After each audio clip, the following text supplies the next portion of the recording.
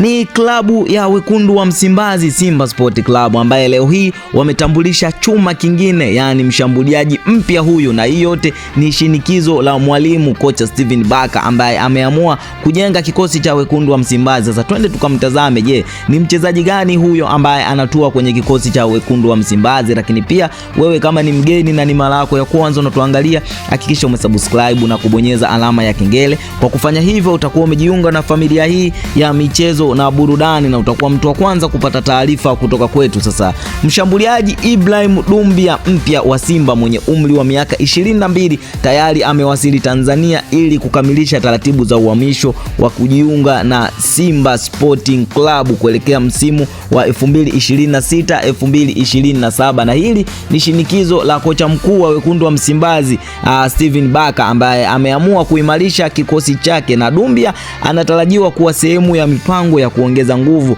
katika safu ya ushambuliaji wa wekundu wa Msimbazi baada ya kufanya vizuri akiwa na Association de Colofina ya Mali. Na Dumbia anaingia Simba akiwa na rekodi nzuri baada ya kufunga mabao 17 katika ligi kuu ya Mali akiwa na Association Deportivo ya Colofina.